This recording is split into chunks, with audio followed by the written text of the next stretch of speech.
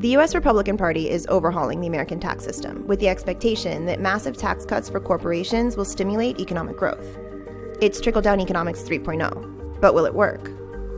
The connection between tax cuts and growth is straightforward. As taxpayers spend the money they save, business activity picks up, spurring investment and job creation. This ultimately expands the tax base enough to offset lost government revenue, keeping the deficit and interest rates in check. But the GOP argues that to maximize tax cuts' impact on growth, they should target the supply side of the economy by reducing the burden on owners of capital. After all, the logic goes, it is the wealthy who have the resources and skills to increase productive output and create jobs. This should ultimately cause prosperity to trickle down to ordinary workers. Supply-side economics are often illustrated using the Laffer curve, developed by the American economist Arthur Laffer. At the bottom of the curve, any tax hike immediately boosts government revenue. But at some point, taxes are so high that demand falls, causing a long-term decline in the tax base that more than offsets the short-term revenue boost. So the goal of supply-side economics is to keep taxes at the lower end of that prohibitive range, but not below, where reductions will only cause revenues to fall. Laffer never specified what the range is. In any case, in the 1980s, President Ronald Reagan decided to test the trickle-down theory, slashing the top marginal tax rate on individual income from 70% to just 28%, the same rate as for people earning $18,500 per year. He also cut the corporate tax rate from 34% to 28%. From 1981 to 1989, total federal tax receipts increased, and by late 1982, the U.S. escaped the recession that had begun the previous year. But the cuts weren't implemented in isolation.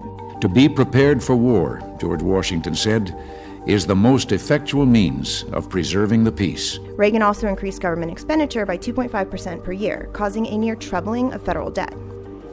In the early 2000s, to address another recession, President George W. Bush followed Reagan's lead, cutting income taxes in 2001 and business taxes in 2003. Yet again, the tax cuts were pursued alongside other growth-enhancing policies, this time interest rate cuts by the U.S. Federal Reserve. In both cases, it's not clear to what extent the tax cuts were responsible for the uptick in growth. What is clear is that prosperity did not trickle down as it was supposed to. Instead, income inequality surged. From 1979 to 2005, after-tax household income rose just 6% for the bottom fifth of Americans, compared to 80% for the top fifth and 300% for the top 1%. Such high levels of inequality are indisputably bad for an economy. According to a 2015 IMF report, increasing the income share of the bottom 20% of citizens by just 1% yields a 0.38 percentage point increase in GDP growth. By contrast, increasing the income share of the top 20% leads to a 0.08 percentage point decline. America's wealthiest taxpayers are now looking forward to yet another windfall. But if history is any guide, they won't use it the way Republicans say they will. That means the U.S. budget deficit and debt will rise, inequality will increase further, and America's middle class will continue to trickle down the socioeconomic ladder.